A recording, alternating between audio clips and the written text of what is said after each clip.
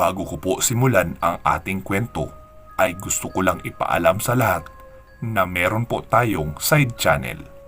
Ang pangalan po ng channel ay Kwentong Aswang Comics. Doon ko na po i-upload ang mga kwentong series, fiction at iba pang mga marathon compilation. Ginawa ko po ito para hindi na sobrang tagal ang paghihintay nyo ng mga kasunod nating kwento gaya ng Isla de Peligro, Magdalena, Valdemor, Vladimir at ang dalawang pinakabagong series na idadagdag ko na pinamagatang Lihim ng Medalyon at Iyong Asintado. Huwag po sana kayong magagalit ha, nahihiya po kasi ako sa mga letter sender na matagalan bago mai-upload ang mga story nila. Kaya inuuna ko po palagi ang mga shared story bago ang sarili kong mga kwento. Kung hindi po iyon kalabisan, ay hinihiling ko din po na sana mag-subscribe din kayo sa channel nating iyon. Maraming salamat po. Simulan na natin ang kwento. Nasa 8 taong gulang pa lang si Florentino noong naulila siya sa ama. Maliit pa lang siya ay iniwan naman sila ng kanyang ina sa dahilang hindi naman maipaliwanag ng kanyang ama. Habang nakikipag-inuman daw ang kanyang ama, ay napaaway ito sa mga kainuman at pinagtulungan na lang at pinatay. Hindi maintindihan ni Tino kung ano ang nangyayari sa buhay niya. Bakit iniwan na lang siya ng kanyang mga magulang? Mula noong iniwan sila ng kanyang ina, ay doon na sila nanirahan sa bahay ng kanyang lola Sita. Kakaiba ang aura ng bahay. Pero dahil sa bahay nga nila iyon at doon na rin naman siya lumaki, kaya sanay na siya. Pati sa ugali ng kanyang lola, nakakaiba rin. Noong namatay ang kanyang ama, ay ipinagtaka iyon ng batang si Tino. Dahil marami naman siyang mga nakikitang mga palamay ng namatayan. Madalas ay maraming nakikiramay, may mga nagsusugal, at yung iba naman ay nagkikwentuhan lang. Pero sa lamay ng kanyang ama ay walang pumunta. May mga dumadaan lang sa harapan ng bahay nila at sumisilip lang sa loob pero hindi talaga pumapasok, saka magbubulungan. Mabuti na nga lang ay mayroong kaibigan ang kanyang ama na nagngangalang Mio. Iyon ang nag-asikaso ng lahat dahil ang lola niya ay tahimik lang din at parang hindi gaanong apektado sa pagkamatay ng anak. Normal na rin naman noon na madalas tahimik ang kanyang lola, kaya hindi na bago sa kanya na makita iyong tahimik pa rin sa pagkakataong iyon. Hanggang sa nailibing na nga ang kanyang ama. Nasa grade 2 na noon si Tino. Kahit hindi siya pinipilit ng kanyang lola na mag-aral, ay pumapasok pa rin talaga siya. Lagi siyang dumadaan sa kanyang ninong Mio upang makikain ng almusal. Sinabi kasi noon sa kanya na hindi siya papabayaan. Basta tuwing umaga ay dumaan lang siya sa bahay nito at siguradong makakakain siya ng almusal. Kahit wala nang pakialam sa kanya ang kanyang lola, ay ipinagpatuloy niya na lang ang kanyang buhay at pinilit na maging normal. Gaya nga ng habilin sa kanya ng kanyang ninong Mio, ay dumadaan siya araw-araw sa kubo nito bago pumasok sa eskwela. Isang araw, medyo makulimlim noon dahil sa masama ang panahon. Dumaan siya sa bahay ng kanyang ninong. Naabutan niya itong nasa labas ng kubo. "Ninong, magandang umaga po." "Oh, Tino! Bilisan mo nang kumilos, pabagsak na ang ulan. Kumain ka na kaagad para maidaan na kita sa eskwelahan nyo." Pagkapasok niya ng bahay, ay naroon na ang asawa ng kanyang ninong Mio na si Mayang. At ipinagsasandok siya nito ng mainit na kanin at ang anak nito na si Lily na nasa grade 1 pa lang. "Kuya Tino, alika na. Bilisan mo nang kumain. Uulan na daw sabi ni Papa, kaya dapat makarating na tayo kaagad sa eskwelahan." "Umupo ka na dyan, Lino. Ito ang kanin mo. Kumuha ka na lang ng pritong itlog dyan sa lamesa." Tugon pa ng asawa ng kanyang ninong. Pagkaabot nito sa kanya ay nakangiti naman siyang nagsabing, Maraming salamat po, Tiya Mayang. O sige na, kumain ka na, bilisan mo. Habang kumakain sila ay may inaasikaso naman ang ginang sa kusina. Pagkabalik nito sa hapagkainan ay may iniabot itong nilagang saging na hinog. O ito, tagdalawa kayo ha, baon nyo yan. Magdala na rin kayo ng lalagyanan ng tubig para hindi na kayo lalabas sa poso para uminom. Matapos makakain ay inihatid na nga sila ng kanyang ninong Mio sa eskwelahan. Gaya ng madalas niyang napapansin sa kanyang mga kaklase ay nagbubulungan ang mga ito kapag nakikita siya at iniiwasan din siya ng mga ito. Wala ding gustong makipaglaro sa kanya. Ganun na nga ang nakasanayan ni Tino na walang nakikipagkaibigan sa kanya. Habang naglalakad sila pauwi ni Lily ay tinanong niya ito. Lily, bakit ayaw makipagkaibigan sa akin ng mga bata dito? Tapos parang palagi silang galit sa akin. Sumagot naman si Lily. Hindi mo ba alam kung bakit, Kuya Tino? Hindi. Narinig ko sa usap-usapan ng mga kaklase mo. Aswang daw kasi ang lola mo kaya ayaw nila sa'yo. Kumakain daw kayo ng tao. Ha? Hindi totoo yun na? Sagot pa ng batang si Tino. Hayaan mo na, Kuya Tino. Hindi naman kami naniniwala na aswang ka. Kaya nga palagi ka namin pinapakain sa bahay, di ba? Nginitian na lang ito ni Tino sa kayumuko at nagpatuloy na sila sa paglalakad papauwi. Lumipas ang ilang mga taon at nagkaroon na si Tino ng kamalayan sa tama at mali.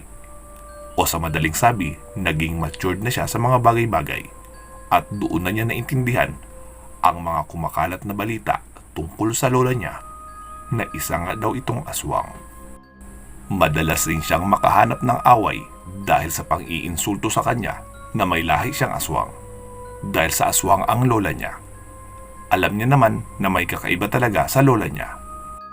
Dahil kahit noon pa man ay madalas niya nang nakikita iyon nagising kapag hating gabi at kakaiba ang aura nito kapag nakikipag-usap sa kanya. Isang gabi, habang nasa malalim na tulog si Tino, ay nakaramdam siya ng pagkaihi kaya bumangon siya para lumabas ng bahay at doon magbawas ng tubig sa katawan. Nang laking pagkagulat niya, pagkabukas niya ng pintuan nilang kahoy at nakita niya ang kanyang lola na nakatayo doon habang tumatayo ang mga buhok na tila tumitigas at kumikilos ito ng kakaiba na may kasama pang pagliyad-liyad na tila ba ay nasasapian. At isa pa sa mas kakaiba dito dahil wala iyong pangitaas na damit at nagpupunas ng langis sa buong katawan habang umaangil o humahangos na parang hinihika o nahihirapang huminga. Napabulalas na lang siya. Lola, ikaw ba yan? Anong nangyayari sa'yo? Napalingon iyon sa kanya. Sabay sabi sa malalim na boses. Huwag ka na makialam dito! Pumasok ka na sa loob! Kitang-kita niya ang pamumula ng mata nito. Napaatras siya bigla dahil sa gulat at hindi na rin nakagalaw. Totoo nga ang sabi nila! Aswang ka! Halos araw-araw ako nakikipag-away sa paaralan para lang ipagtanggol na hindi ka aswang. Tapos ako pa mismo ang makakadiskubre na totoo nga. Hindi na siya pinansin pa nito. Sabay gumapang na sa lupa na tila ba isang pusa at mabilis nang umalis at tinungo ang bahaging masukal sa kanilang likurang bahay. Naiyak na lang si Tino noong naisip niya ang kanyang ama. Dahil namatay ito sa pagtatanggol na hindi aswang ang kanyang ina. Kaya muli na siyang pumasok ng bahay at nagsuot ng pantalon at jacket sabay umalis. Tinungo niya ang bahay ng kanyang ninong. Dahil sa kalaliman pa naman ng gabi, kaya sarado pa din ang bakuran ng bahay ng kanyang ninong. Nahihiya din naman siyang mang-istorbo pa. Kaya tinungo niya ang isang puno na katapat ng bahay ng kanyang ninong Mio at doon nagpaumaga. Nakatulog na nga siya habang nakasandal doon. Nang maramdaman na lang niya na may tumatapik sa kanya. Pagkatingin niya ay si Ninong Mio niya pala iyon. Tino, bakit ka nariyan? Pupungas-pungas siyang tumayo. May sasabihin po sana ako at itatanong na rin, Ninong. Halika sa loob. Doon tayo mag-usap para makapagkape ka na rin. Pagkapasok nila sa bahay nito ay ipinagtimpla siya ng kape at tinanong, "Ano yung gusto mong malaman?" "Ninong, alam niyo po ba yung totoo?" "Aling totoo?" Sundot pa na tanong sa kanya ng kanyang ninong. "Naaswang si Lola." "Ha? Paano mo nasabi?" "Nakita ko siya kagabi. Nagpalit siya ng anyo at namumula ang mga mata." Sumagot naman sa kanya si Mang Mio at sinabing, "Oo, mga bata pa lang kami ng iyong ama ay alam ko na iyon. Kaya nga hindi kami tumatanggap ng kahit anong galing sa inyo. Pero dahil totoong kaibigan ang iyong ama, ay hindi ko na pinansin iyon. At kung alam mo rin ang totoo, kaya kayo iniwan ng iyong ina dahil sa nalaman din nito na aswang ang iyong lola. Idagdag pa na kaya namatay ang iyong ama dahil sa pakikipag-away nito sa kainuman na direktang sinabi sa kanya na lahi daw siyang aswang." Napayuko na lang si Tino at naiyak. "Hayaan mo na yon, Tino. Wala na tayong magagawa dyan sa lola mo. Basta wag mo na lang tatanggapin ang pagkaaswang niya pag ipinamana sa iyo." Hindi pwedeng magpatuloy ang ganyan. Hindi magiging normal ang buhay ko hanggat nabubuhay pa si Lola." Tinanong niya ang kanyang ninong kung papaano papatay ng aswang. Sinabi nito sa kanya na marami namang paraan. Pero kung kasama mo naman sa bahay, ay hindi na kailangan ng mga espesyal na sandata. Ang simpleng itak ay kaya nang pumatay dito, lalo kung hindi naman ito napaghandaan ng aswang. Asin, bawang, binsol, gomang sinunog, badyang at kung ano-ano pang ilang mga ginagamit na pangtaboy sa aswang. Pero kung nasa bahay nyo na ang aswang, bakit mo pa itataboy? Diretsong hinigop na ni Tino ang natitirang kape sa tasa at matalim ang tingin nito at sinabing, "Maraming salamat sa kape, Ninong." Tapos tumayo na ito at umalis. Mula noong araw na natuklasan niya ang lihim ng kanyang lola, ay hindi niya na ito iniimik. Isang gabi at medyo maalinsangan ang panahon, hindi makatulog si Tino. Naramdaman niyang bumukas ang bintana, tapos tumalon lang mula doon ang kanyang lola. Hinayaan niya lang iyon dahil alam niya na oras na para mga swang na naman ang lola niya. Nakatulog din naman siya ulit. Naalimpungatan na lang siya noong magmamadaling araw na at may tumatawag ng mahina sa pangalan niya. Tino, Apo, tulungan mo ako. Inulit pa iyon ng 4 na beses, pero medyo paos at naghihingalo ang boses. Kaya hindi niya agad nakumpirma ang tumatawag. Tubayo na siya at sumilip sa labas. Nakita niyang nakahandusay ang kanyang lola sa harapan ng kanilang pinto. Kaya dali-dali na siyang bumaba at pinagbuksan ito. Nakita niya ang kanyang lola na duguan at marami itong sugat at may mga malalaking latay na nagdurugo din sa may bandang mukha. Wala pa rin iyong damit pang itaas at nanlulumahig sa pinaghalong dugo at langis ang katawan nito. Kaya inalalayan niya na iyon at inihiga sa mahabang upuan sa may pinakasala ng kanilang kubo. "Lola, anong nangyari sa'yo?" Sumagot naman ito. Alam mo ang sagot sa tanong mo, Apo. Bakit kasi hindi mo pa itigil yan? Hindi pwede. Sumpa na ito. Hindi na lang siya nakipagtalo at ikinuha ng damit ang kanyang lola. Bago pa tuluyang magliwanag, ay humihina na ang paghinga ng kanyang lola. Sa mahinang boses ay tinawag siya nito at sinabing, Apo, gusto ko nang magpahinga. Tinanong niya naman ito, "Ano po ang gusto niyong gawin ko?" Sumagot naman ito, Tanggapin mo itong pamana kong hiyas para makapagpahinga na ako. "Alin po? Iyong bato ng pagkaaswang?" Oo, Apo. "Ayoko po, lola. Ayokong kamuhian at iwasan ng mga tao." Sige na, Apo. Parang awa mo na. Hirap na ako. "Lola, ayoko. Hindi pa ba sapat na iniwan na kami ng aking ina dahil sa pagiging aswang nyo? At namatay din si Itay dahil sa pagtatanggol sa inyo. Tapos ngayon, pati ako gusto niyong idamay. Sige na, Apo. Lumipas pa ang 1 oras ng paghihingalo at pagmamakaawa sa kanya ng kanyang lola. At umiiyak na ito sa kanyang harapan habang humihinga na hirap na hirap. Sa katagalan ay sumang-ayon na rin si Tino. Sige lola, tatanggapin ko na. Nakita niyang kumaway ang kanyang lola at pinalapit na siya. Dahan-dahan na siyang yumuko. Nakita niyang tila may iniluluwa na ang kanyang lola. Tatanggapin niya na sana iyon gamit ang kamay. Pero tila naging malakas ito sa huling pagkakataon at hinawakan siya sa batok. Saka pilit inilalapit ang bibig niya sa bibig nito.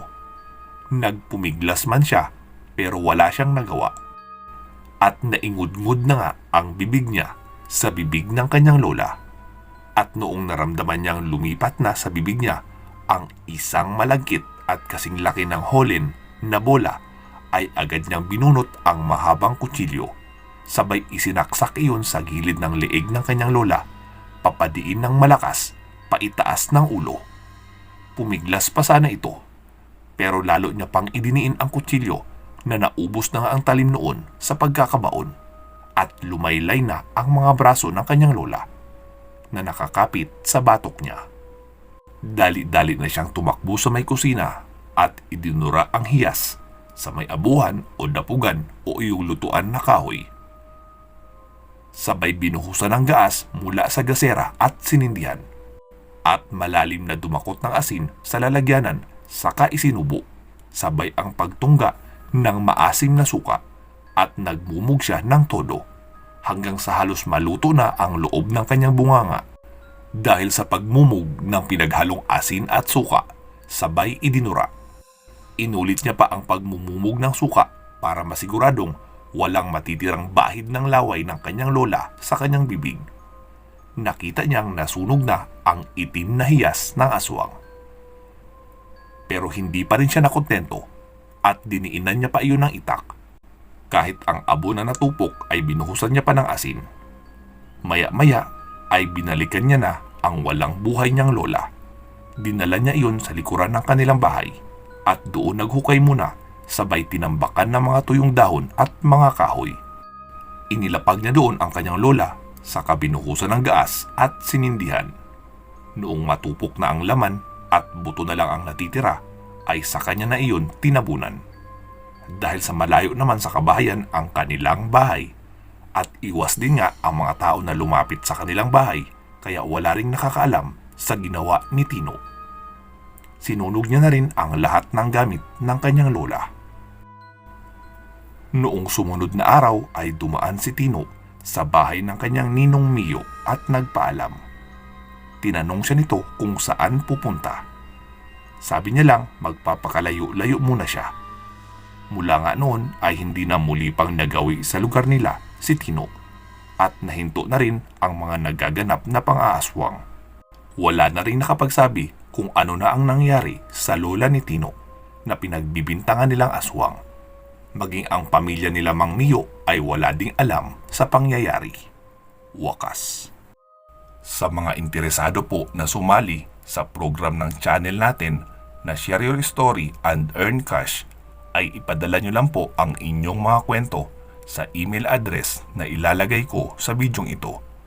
Puntahan nyo rin po ang community post ko o i-email nyo na lang ako para malaman kung papaano at magkano ang maaari nyong kitain. Hindi po iyon pa kompetisyon at hindi rin paraffle. Kikita po kayo base sa views na naabot ng kwentong ibinahagi nyo sa loob ng 30 days. Ibinabahagi ko lang po ang channel ko sa inyo para kumita din kayo gamit ang sarili nyong kwento, lalong-lalo na ngayon sa panahon natin na krisis. Okay po ba iyon? Inaanyayahan ko din po kayo na mag-subscribe sa isa ko pang channel na pambata. Ang pangalan po ng channel ay Batang Pinoy Stories. Kahit mag-subscribe lang po kayo, ay ipinagpapasalamat ko na po iyon ng malaki. meron pa po pala akong isang ipopromote na channel. Gusto ko rin pong tulungan ito para makatulong sa writer at narrator, lalo na sa hirap ng buhay ngayon. I-subscribe nyo na rin po sila. Pero wag po sana tayo maging mapanghusga. Para lang iyon sa mga matured o mga taong bukas ang isipan sa iba't ibang mga topic. Dahil romance, love story at erotic ang topic ng mga kwento sa channel na iyon. At ang pangalan po ng channel ay Kapusukan Files. Inuulit ko po ha, para lang iyon sa mga matured na mag-isip at bukas ang isipan. Maraming salamat po. Mag-iingat po kayo palagi at hanggang sa muli.